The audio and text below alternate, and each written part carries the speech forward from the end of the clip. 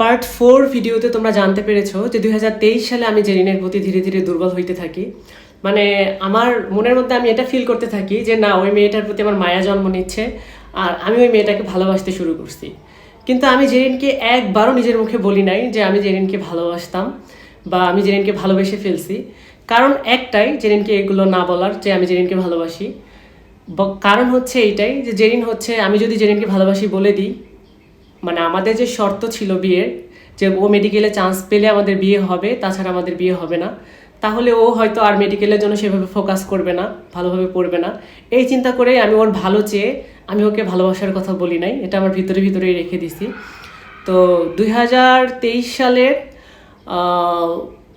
April মাসের শেষের দিক থেকে মানে ওর প্রতি আমার ফিলিংস যেটা, সেটা মানে ধীরে ধীরে আমি বুঝতে পারি আর কি।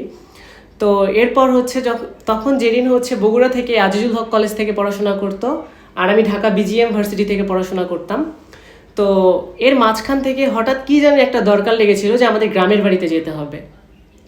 তো আমার আম্মু বলতেছিল যে আপা কালকেই আমাদের কাজ, মানে জেরিনের মাকে ফোন দিয়ে আমার মা বলতেছে ফোনে যে আপা আগামীকাল আমাদের গ্রামের বাড়িতে একটা কাজ আছে, তো সেই জন্য যেতে হবে, তো নাইটে যেতে হবে আপা, সারা রাত হয়তো বা নাইট করে যাব, তো আপনাদের ওখানে যদি স্টে করে একটু রেস্ট নিয়ে আবার যাওয়া যাইতো তাহলে ভালো হইতো। আমার মা জেইনের মাকে এটা বলে। তো জেইনের মা তখন খুশি হয়ে যায় যে অবশ্যই অবশ্যই আপা আসেন, এরকম করে বলে। তো তারপর আমরা আমাদের মানে গ্রামের বাড়িতে যাওয়ার জন্য আমরা রেডি হয়ে যাই। রেডি হয়ে যেয়ে আমরা বগুড়াতে নামি ভোরবেলা। তো ভোরবেলা নেমে আমি আর আম্মু হচ্ছে জেরিনদের বাসায় যাই। তো জেরিনরা ভাড়া ছিল হচ্ছে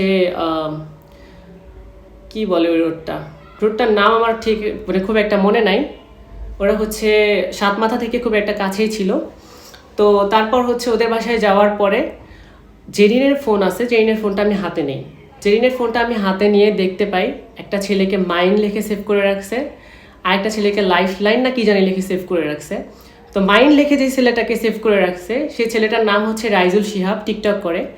আর ওর সাথে কত প্রেম আলাপ সেগুলো আর নাই বললাম, আর কত ভিডিও কলিং কথাবার্তা সব স্ক্রিনশট ওইখানে ছিল, সবই দেখতে পাইছি আমি।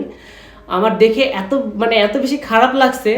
আমি যদি ওকে ভালো না বাসতাম হয়তো বা ওই টাইমে এতটা বেশি খারাপ আমার লাগতো না। এরপর আমি নিচে স্ক্রল করতে করতে দেখতে পাই যে আরেকটা ছেলে, তার নাম হচ্ছে নওয়াজিশ, সে হচ্ছে পটুয়াখালী মেডিকেলে পড়াশোনা করে। তো তাকে লাইফ লাইন না কি যে দিয়ে সেভ করে রাখছে, তার সাথেও সে রিলেশন বজায় রেখে গেছে, নওয়াজিশের সাথেও সে রিলেশন বজায় রেখে গেছে। সরি, নওয়াজিশ বলছি, রাইজুল শিয়াবের সাথেও সে রিলেশন করে যাচ্ছে, অর্থাৎ দুইটা ছেলের সাথেই সে রিলেশন করে যাচ্ছে। আর এটাও জানতে পারি যে হচ্ছে নওয়াজিশ নামে যে পটুয়াখালী যে মেডিকেলে যে ছেলেটা পড়তো, সেই ছেলেটার সাথে সেই ছেলেটা বগুড়া আসছিল ওর সাথে দেখা করতে, ওর মা নিজে ওকে নিয়ে সেই ছেলেটার সাথে দেখা করে আসছে গিয়ে।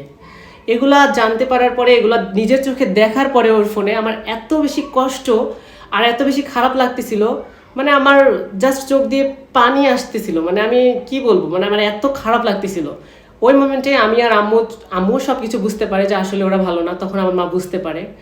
তখন বুঝতে পারার পরে আমার আম্মুও বলতেছে এখানে আর এক সেকেন্ডও না, বাসায় চল। মানে কি বলবো, আতঙ্ক হয়ে গেছি, আমিও হয়ে গেছি, আমার আম্মুও হয়ে গেছে যে কি ধরনের মানুষ ওরা, যে আমার পিছনে মানে আমার ছেলের পিছনে এতদিন ধরে পড়ে পড়ে থাকলো, আবার এত কিছু হওয়ার পরেও আমার ছেলেকে এত জ্বালানোর পরেও আবার অন্য ছেলের সাথে লাইফ লাইন মাইন এগুলো লিখে সেভ করে রাখছে। তাহলে এরা কোন ধরনের মানুষ? এই চিন্তা করে আমি আর আম্মু যাইতে লাগছিলাম। অন দ্যাট টাইম ও আর ওর মা আমার মায়ের পা মানে এমনভাবে চেপে ধরে কান্নাকাটি করতেছে যে আপা আপা এবারের মতো মাফ করে দেন, আপা এবারের মতো মাফ করে দেন, আর হবে না। জেরিনের মায়ের এটা স্বভাব যে একটা ভুল হলেই এবারের মতো মাফ করে দেন, আপা এবারের মতো মাফ করে দেন, এটা আর হবে না। এটা কি মাফ করার মতো? আপনারা বলেন তো, এটা কি মাফ করার মতো ছিল? পরে জেরিনও অনেক মাফ চাইতেছে, পরে জেরিন মাফ চাইতেছে, কান্নাকাটি করতেছে, মানে কান্নাকাটি করে এগুলা বলতেছে সালমান ওরা ফেক তুমি রিয়েল, ওরা ফেক তুমি রিয়েল, এরকম করে কান্নাকাটি করতেছে জেরিন। আমার ভুল হয়ে গেছে, আমাকে মাফ করে দাও, এরকম করতেছে জেরিন। তো আমার ওই মোমেন্টে একটা জিনিসই ফিল হচ্ছিল যে আসলেও কি ভালোবাসা বলতে কোনো কিছু আছে?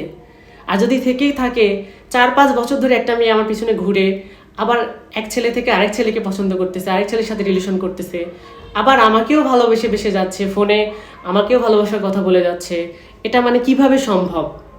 আসলে কি মেয়েরা এতটা খারাপ হয়? আমার তখন এটা ধারণা হয়েছে।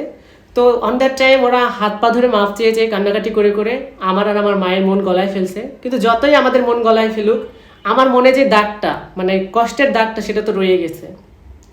এরপরে হচ্ছে জেইনের মা বলতেছে যে সালমান বাবা, নওয়াজির ছেলেটা পটুয়াখালী মেডিকেলে যতই পড়ুক, ওকে চাকমা চাকমা লাগে বাবা, ওর সাথে কি তাই আমার মেয়েকে বিয়ে দিব? আবার রাইজুল শিয়াব নামে যে ছেলেটা আছে, ওর নিচের ঠোঁটটা অনেক বেশি মোটা বাবা, ওর সাথে তাই দিব বিয়ে?